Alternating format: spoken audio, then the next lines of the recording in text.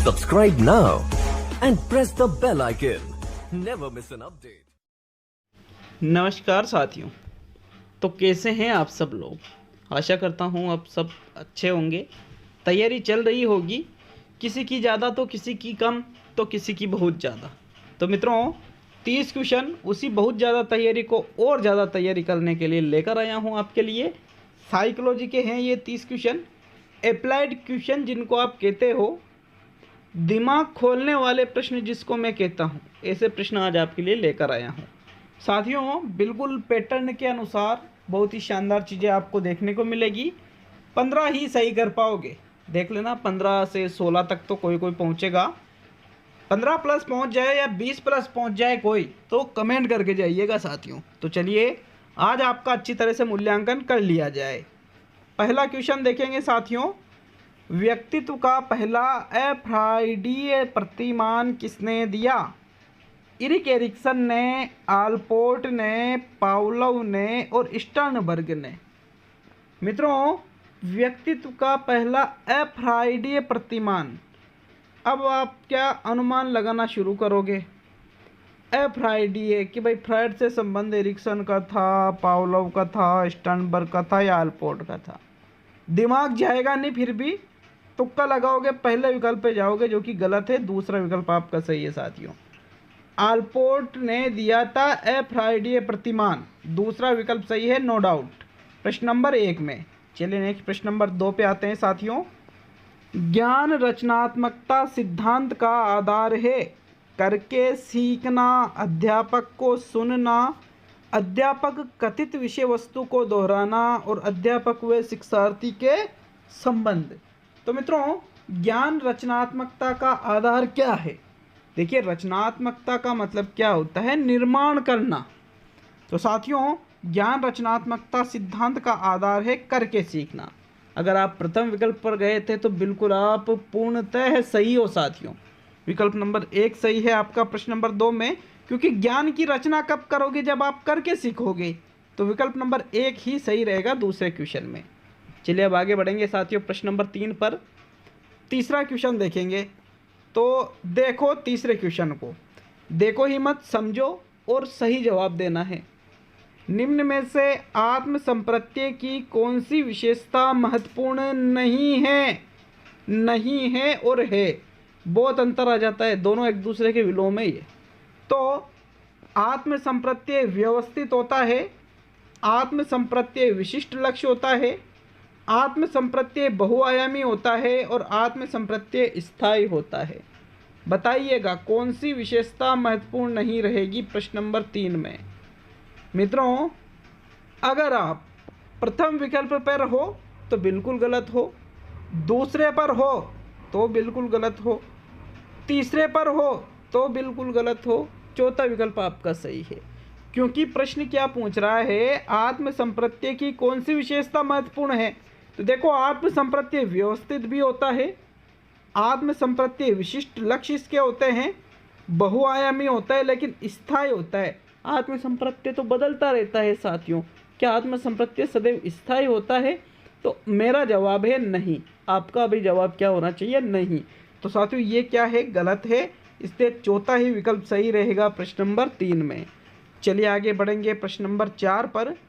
निम्न में से कौन सा उद्देश्य संज्ञानात्मक क्षेत्र का नहीं है?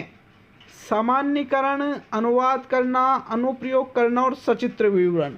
तो बताइए प्रश्न नंबर 4 में कौन सा उद्देश्य संज्ञानात्मक क्षेत्र के अंतर्गत नहीं आएगा? साथियों बिल्कुल अगर आपके अनुसार प्रश्न नंबर 4 में चौथा विकल्प सही है तो आप बिल्कुल सही हो, चौथा ही विकल्प सही है। कितने हुए? 4 क्वेश्चन तो करा दिए, सही कितने हुए आपके? 15 का नाम लिया था मैंने, तो गिन के रखना अभी से, ऐसा नहीं हो कि 15 प्रश्न हो जाए और आपके 15 हो जाए, तो फिर ये तो कमाल हो जाएगा। फिर देखिएगा कौन सा उद्देश्य संज्ञानात्मक में नहीं आएगा? सचित्र, किसी का चित्र सहित वर्णन करना, विवरण प्रस्तुत करना, ये संज्ञानात्मक क्षेत्र के अंतर्गत नहीं आएगा साथियों। अनुवाद करना, सामान्यीकरण करना, अनुप्रयोग करना, तीनों ही ये आ जाएंगे। अतः यहाँ चौथा विकल्प आपका राइट रहेगा प्रश्न 4 में। चलिए अब देखेंगे प्रश्न नंबर 5 को। 5वां क्वेश्चन मित्रों, किशोर अवस्था की मुख्य विशेषता निम्न में से है: आत्मगौरव, रचनात्मकता, सामाजिक प्रवृत्ति और आत्मचेतना। अब बताओ जवाब। नहीं, अब सोच के बताओ थोड़ा, कौन कौन सा लग रहा है। बताइए बताइए, जल्दी बताइए। मेरे अनुसार तो या तो पहला लग रहा होगा या चौथा लग रहा होगा। देखिए, रचनात्मकता तो किशोर अवस्था में नहीं, अन्य अवस्थाओं में भी पाई जाती है। लेकिन साथियों, ये तो गलत है। सामाजिक प्रवृत्ति तो बाल्यावस्था में ही पाई जाती है, बाल्यावस्था से ही चालू हो जाती है। अब देखिए, आत्मगौरव या आत्मचेतना। साथियों, आत्मगौरव का भाव तो बच्चे को किशोर अवस्था के पहले भी आ जाता है, लेकिन आत्मचेतना तो फिर कैसे आएगी? चौथा विकल्प सही रहेगा। आत्मचेतना तो किशोर अवस्था में ही आती है। तो साथियों, चौथा विकल्प आपका सही है प्रश्न नंबर 5 में। चलिए आगे बढ़ेंगे साथियों, प्रश्न नंबर 6 पर। छठा क्वेश्चन समझना। पियाजे के अनुसार निम्न में से कौन सी अवस्था संप्रत्यों के संपूर्ण विकास की अवस्था है? अमूर्त संक्रियात्मक अवस्था, मूर्त संक्रियात्मक अवस्था, इंद्रिय जनित गामक अवस्था और पूर्व संक्रियात्मक अवस्था। बताइए प्रश्न नंबर 6 में राइट आंसर। साथियों, पियाजे ने जो संप्रत्यों के विकास, संपूर्ण जितने भी संप्रत्य हैं उनके विकास की अवस्था बताई है, चौथी और अंतिम अमूर्त संक्रियात्मक अवस्था, जिसको औपचारिक संक्रियात्मक अवस्था के नाम से भी जाना जाता है। तो प्रश्न नंबर 6 में आपका प्रथम विकल्प सही है। चलिए आगे बढ़ेंगे साथियों, प्रश्न नंबर 7 पर। 7वां क्वेश्चन, निम्न में से कौन सा अधिगम के निर्मितकरण सिद्धांत का नहीं है? निर्मितकरण का सिद्धांत नहीं है। अधिगम संदर्भित है, अधिगम तात्कालिक है, अधिगम सामाजिक क्रिया है और अधिगम एक सक्रिय क्रिया है। बताइएगा साथियों, अधिगम के निर्मितकरण सिद्धांत के अंतर्गत क्या चीज़ नहीं आएगी? साथियों, पहला, दूसरा, तीसरा या चौथा? जी हाँ, अधिगम संदर्भित भी होता है, अधिगम सामाजिक क्रिया भी है, अधिगम सक्रिय क्रिया भी है, लेकिन अधिगम तात्कालिक मतलब तुरंत हो जाता है क्या? नहीं होता है साथियों। अधिगम में समय लगता है, क्योंकि अधिगम प्रशिक्षण एवं अनुभव के कारण होता है। तो प्रशिक्षण लोगे, अनुभव आएगा तो क्या तत्काल में अनुभव मिल जाएगा? गलत है ये। इसलिए आपका दूसरा विकल्प सही है प्रश्न नंबर 7 में। चलिए आगे बढ़ेंगे प्रश्न नंबर 8 पर। मित्रों, 8वां क्वेश्चन है, सॉफ्टवेयर उपागम का उदाहरण है। नाम तो सुना होगा, सॉफ्टवेयर और हार्डवेयर। सॉफ्टवेयर का उदाहरण पूछा है, प्रक्षेपक, संगणक, अनुदेशन और छपाई मशीन। कौन सा सॉफ्टवेयर उपागम का उदाहरण है? मित्रों, प्रक्षेपक भी कोई यंत्र होता है जो किसी चीज़ को बड़े पर्दे पर फेंकता है। संगणक मतलब कंप्यूटर होता है जो कि एक मशीन है। छपाई मशीन, इसमें मशीन नहीं लिखा है, तो ये तीनों तो हार्डवेयर के हैं। और अनुदेशन को ही सॉफ्टवेयर उपागम के नाम से भी जानते हैं साथियों। तीसरा विकल्प सही रहेगा प्रश्न नंबर 8 में। ठीक है, आगे बढ़ेंगे प्रश्न नंबर 9 पर। साथियों, प्रश्न नंबर 9वां क्वेश्चन क्या है? देखिएगा प्रश्न नंबर 9 को, किशोर अवस्था में संज्ञानात्मक विकास की विशेषता है। अब अच्छी तरह से समझना है। कार्यों की गति में वृद्धि, घनिष्ठ मित्रता में वृद्धि, सामाजिक जागरूकता में वृद्धि, तर्क के साथ समस्याओं के समाधान की योग्यता में वृद्धि। मित्रों, 9वें क्वेश्चन का राइट आंसर कौन सा रहेगा? संज्ञान मतलब ज्ञान, मस्तिष्क, मन।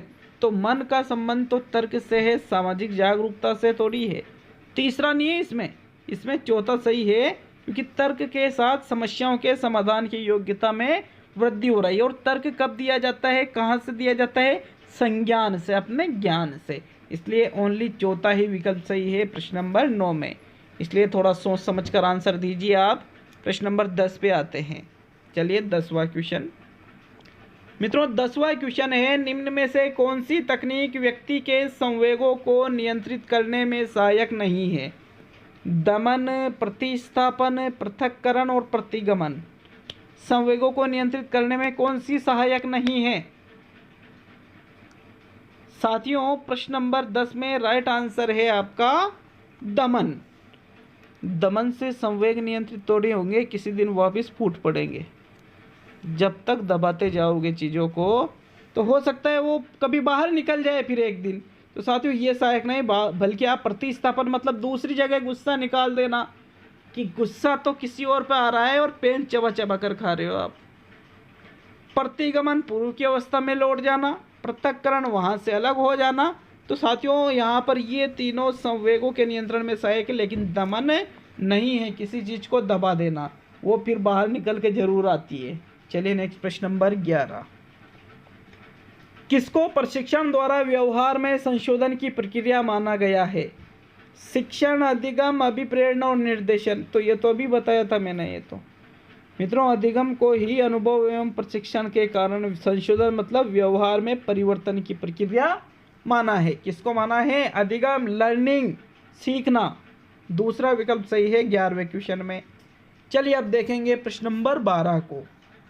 साथियों 12वां क्वेश्चन है, प्रत्येक अधिगमकर्ता एक समान रास्ते का अनुसरण करता है जिसे कहा जाता है रेखीय अभिकर्मित अनुदेशन, शाखीय अभिकर्मित अनुदेशन, रेखीय व शाखीय अभिकर्मित अनुदेशन और अवरोही अभिकर्मित अनुदेशन।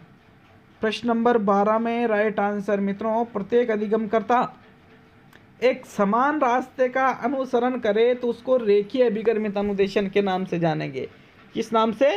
रेखीय अभिकर्मित। प्रथम विकल्प आपका सही है। जी हाँ, आपने बिल्कुल सही आंसर बताया था। इसके लिए वाकई आपका नॉलेज बहुत शानदार है।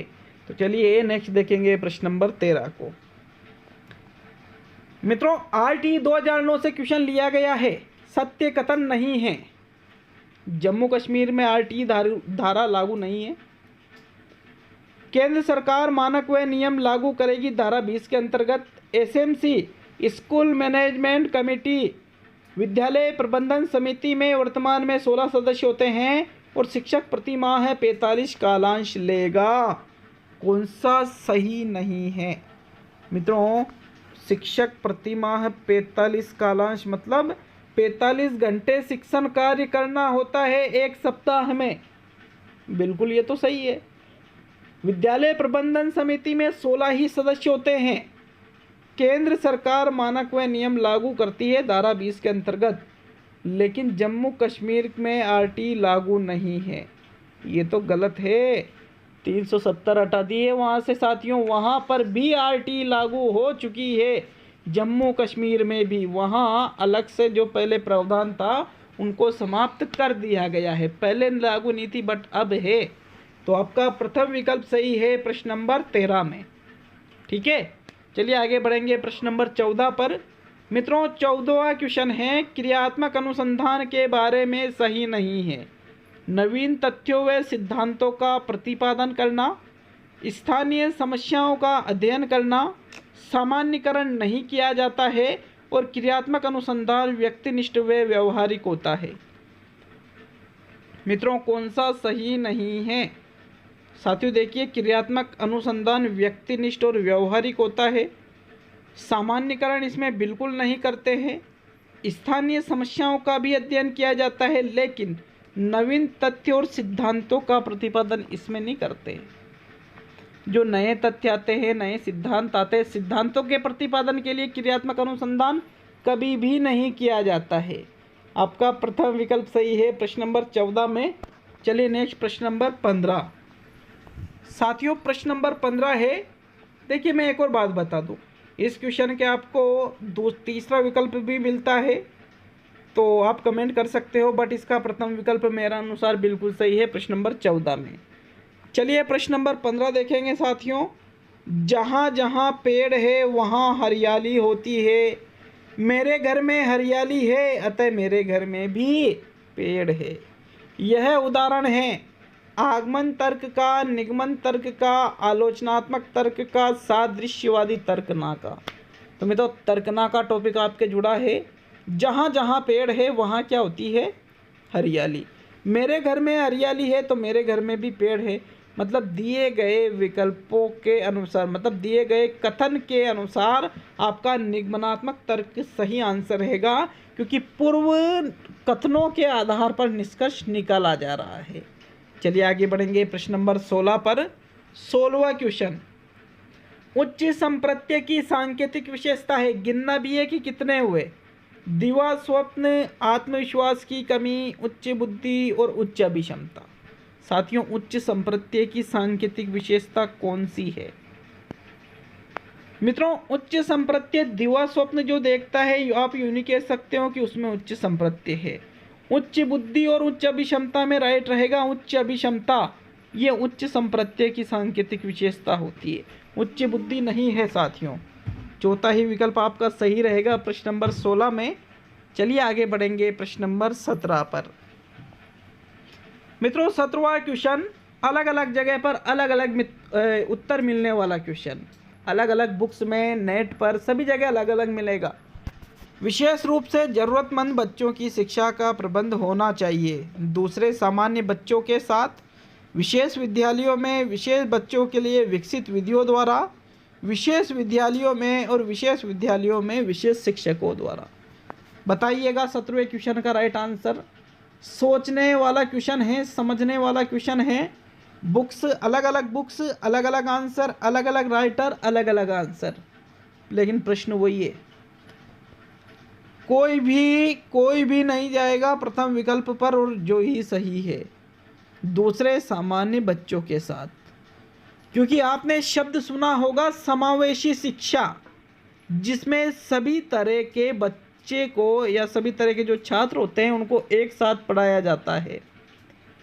कोई भेदभाव नहीं, प्रतिभाशाली हो, सामान्य बुद्धि हो, औसत बुद्धि हो, सभी पिछड़े बालक हो, सभी को एक साथ पढ़ाया जाता है ताकि किसी के अंदर हीन भावना उत्पन्न नहीं हो। हाँ, हो सकता है व्यक्तिगत विभिन्नता को दृष्टिगत रखते हुए आप उनके लिए कुछ विशेष वहाँ पर कर सकते हो, बट सभी को साथ में पढ़ाना आवश्यक है। प्रथम विकल्प सही है प्रश्न नंबर 17 में। आप इस क्वेश्चन के लिए कमेंट करके जा सकते हो, कमेंट करके जा सकते हो बिल्कुल, लेकिन राइट तो प्रथम ही रहेगा भैया।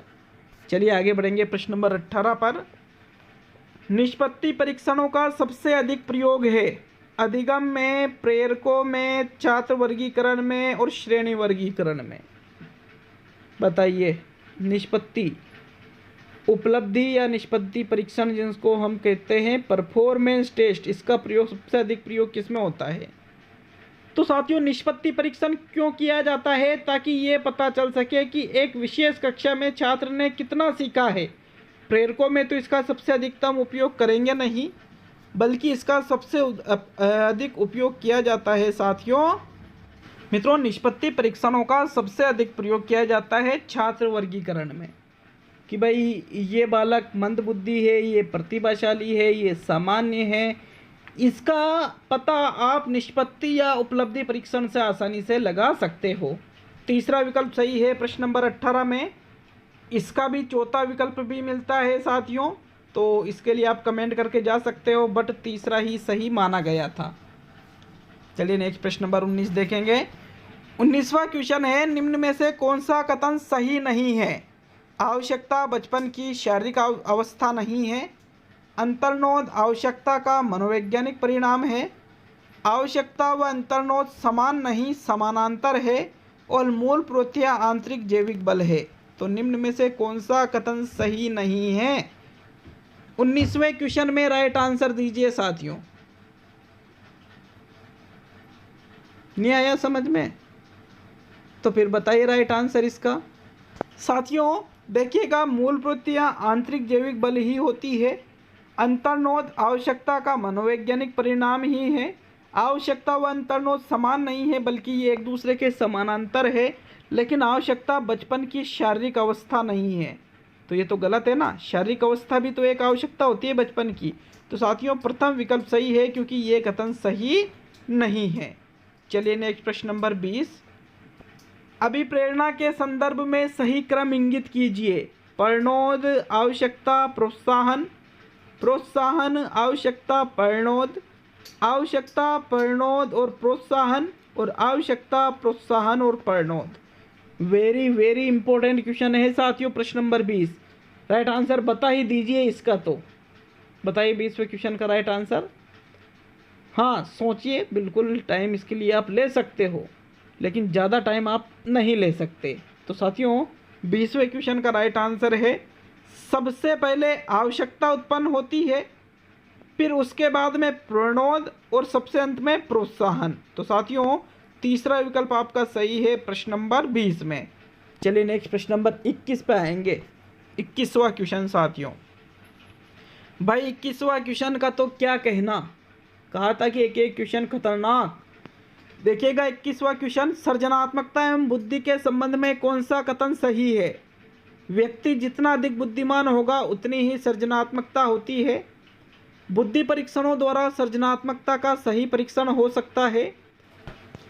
मित्रों तीसरा विकल्प है सृजनात्मकता के लिए प्राय औसत से अधिक बुद्धि होनी चाहिए।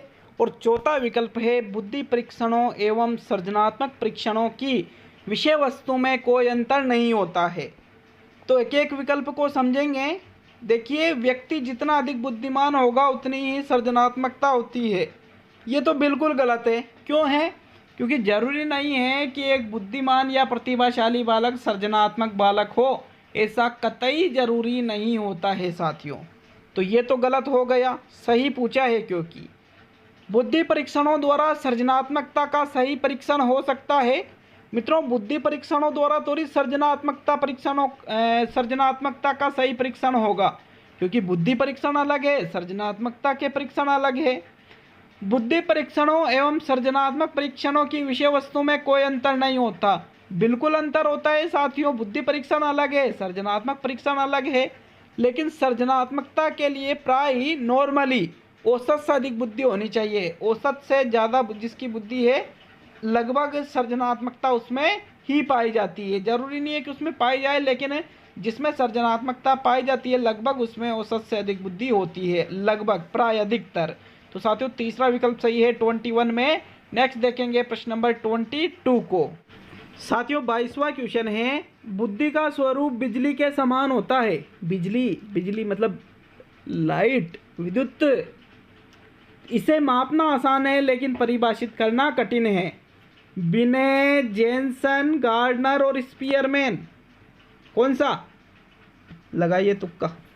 साथियों प्रश्न नंबर 22 में अगर तुक्का 2 पे चला गया तो सही गया, नहीं तो फिर कुछ नहीं, कोई दिक्कत नहीं। साथियों याद रखिएगा क्वेश्चन को, बुद्धि का स्वरूप बिजली के समान होता है। बिजली और बुद्धि एक दूसरे के समान, इसे मापना आसान है लेकिन इसको परिभाषित करना कठिन है मित्रों। जेनसन के द्वारा उपरोक्त कथन कहा गया है 22वें में दूसरा विकल्प। चलिए नेक्स्ट प्रश्न नंबर 23 वह देखेंगे। EQ व IQ उदाहरण हैं प्राप्त व प्रदत्त, मानक प्रदत्त, निकले गए प्रदत्त और व्यक्तिगत प्रदत्त। तो EQ और IQ, EQ का नाम भी आपने सुना होगा और IQ का नाम भी सुना होगा। साथियों दोनों ही मानक प्रदत्त होते हैं। मानक प्रदत्त मतलब एक इनको मान रखा है कि भाई ये IQ का मतलब ये होता है, EQ का मतलब ये होता है, इनको मान रखा है, मानक प्रदत्त इनको कहा जाता है। आपका दूसरा विकल्प सही है प्रश्न नंबर 23 में। नेक्स्ट देखेंगे प्रश्न नंबर 24 पर। साथियों प्रश्न नंबर 24 क्या है? निम्न में से प्रश्नावली व्यक्तित्व परीक्षण में कौन सी विधि है? प्रक्षेपी विधि, अर्ध प्रक्षेपी विधि, अप्रक्षेपी विधि और व्यक्तिगत विधि। साथियों प्रश्न नंबर 24 में प्रश्नावली जो विधि है इसमें प्रश्नों की एक श्रृंखला होती है जिसको व्यक्तिगत रूप से अधिगमकर्ता के जिसका परीक्षण करना हो उसके घर पे भेजा जाता है। तो फिर ये एक व्यक्तिगत विधि हुई साथियों। चौथा विकल्प सही है। उसका कुछ उसमें प्रश्न होते हैं जिनका उत्तर जिसके ऊपर परीक्षण किया जा रहा है वो देता है, तो उसके आधार पर, उनके उत्तरों के आधार पर उसके व्यक्तित्व का मापन कर लिया जाता है। चौथा विकल्प सही है साथियों 24 में। चले नेक्स्ट प्रश्न नंबर 25। रक्षा तंत्र बहुत सहायता करता है हिंसा से निपटने में, दबाव से निपटने में, थकान से निपटने में और अजनबियों से निपटने में। साथियों 25 में राइट आंसर कौन सा है? बताइए 25 का राइट आंसर। साथियों रक्षा तंत्र सहायता करता है दबाव से निपटने में, कि रक्षात्मक युक्तियाँ होती है ना समायोजन की, जैसे दमन है, शमन है, तादात्म्यकरण है, प्रक्षेपण है, युक्तिकरण, कई सारी प्रक्षेपण। तो ये इतनी चीज़ें ये दबाव से निपटने के लिए हमारी सहायता करती है। कि हम दबाव में नहीं आए। अगर दबाव में आ गए तो फिर दिक्कत पैदा हो जाती है। दूसरा विकल्प 25 में सही है। नेक्स्ट प्रश्न नंबर 26, दिवा स्वप्न की प्रवृत्ति अत्यधिक पाई जाती है अपराधी बालकों में, बहिर्मुखी बालकों में, सामान्य बालकों में और रचनात्मक बालकों में। 26 में राइट आंसर कौन सा है मित्रों? दिवा स्वप्न की प्रवृत्ति ज़्यादा से ज़्यादा अपराधी बालकों में पाई जाती है, जिसके कारण उनमें अपराध करने की प्रवृत्ति बढ़ जाती है। जैसे डे ड्रीमिंग, हम देखते हैं दिवा स्वप्न ज़्यादा कि हम ये कर लेंगे वो कर लेंगे, जब पूरे नहीं होते तो वो बालक कैसा अपराध करने लग जाता है साथियों। विकल्प नंबर 1 सही है 26 में। नेक्स्ट प्रश्न नंबर 27, हल का सिद्धांत किस प्रक्रिया से संबंधित है? सीखने की व्याख्या से, सीखने की व्याख्या के सबलीकरण से, ध्येय कर्मारोह से और सीखने की पुनर्व्याख्या से। तो CL हल दिया है ना, प्रबलन का सिद्धांत, पुनर्बलन के बारे में ही बताया है। सीखने की व्याख्या के सबलीकरण से साथियों। सबलीकरण का सिद्धांत किसने दिया है? हल ने ही तो दिया है। तो दूसरा विकल्प 27 में राइट है। नेक्स्ट देखेंगे प्रश्न नंबर 28, जब बच्चा कार्य करता हुआ ऊबने लगता है, यह इस बात का संकेत है कि बच्चा बुद्धिमान नहीं है, बच्चे में सीखने की योग्यता नहीं है, अध्यापक अच्छे से नहीं पढ़ा रहा है और संभवतः है कार्य यांत्रिक रूप से बार बार हो रहा है। 28 में राइट आंसर साथियों, बच्चा कार्य से ऊबने लग रहा है तो इसका मतलब यूँ नहीं है कि बच्चा बुद्धिमान है इसलिए ऊबने लग रहा है, या उसमें सीखने की योग्यता नहीं है, या उसका मन क्या अध्यापक अच्छे से नहीं पढ़ा, बल्कि सबसे मेन कारण रहेगा संभवतः ये है कि कार्य यांत्रिक रूप से बार बार हो रहा है, इसलिए बच्चा हो सकता है उस उक्त कार्य से ऊबने लग गया हो। चौथा विकल्प आपका सही है प्रश्न नंबर 28 में। सेकंड लास्ट क्वेश्चन साथियों 29वां, बाल्यावस्था में सामाजिक विकास के रूप में मुख्य है सामाजिक चेतना का यथेष्ट विकास, बालक बालिकाओं के एक साथ रहने की प्रवृत्ति, अपनी अवस्था के गिरोह से अलग रहना और बाल्यकाल की अंतिम अवस्था में माता पिता से स्वस्थ सामंजस्य। तो मित्रों, बाल्यावस्था में सामाजिक विकास के रूप में मुख्य रूप से क्या है? 29 में राइट आंसर है साथियों। देखिए, सामाजिक चेतना का यथेष्ट विकास, बालक में सामाजिक चेतना का यथेष्ट वास्तविक विकास इस अवस्था में हो जाता है, इसलिए इसको मुख्य माना जाता है। प्रथम विकल्प 29 में सही रहेगा। अंतिम और 30वां क्वेश्चन मित्रों, बिल्कुल आपका दूसरे पे भी दिमाग जा रहा होगा, लेकिन यहाँ पर प्रथम ही विकल्प सही है। चलिए नेक्स्ट प्रश्न नंबर 30 पर आएंगे साथियों। वृद्धि एवं विकास में क्या संबंध है? एक दूसरे के विरोधी है, एक दूसरे के समान है, एक दूसरे के पूरक है और उपयुक्त सभी। तो साथियों राइट आंसर बताइए, प्रश्न नंबर 30 में कौन सा आंसर राइट रहेगा? साथियों यहाँ पर आपका प्रश्न नंबर 30 में तीसरा विकल्प सही रहेगा। देखिएगा, ये एक दूसरे के पूरक माने जाते हैं, वृद्धि और विकास, विरोधी और समान नहीं माने जाते हैं। तो साथियों यहाँ पर तीसरा ही विकल्प सही रहेगा 30वें क्वेश्चन में। तो कैसा लगा वीडियो कमेंट करके बताइए। मिलते हैं साथियों अगले वीडियो में। सभी का बहुत बहुत धन्यवाद।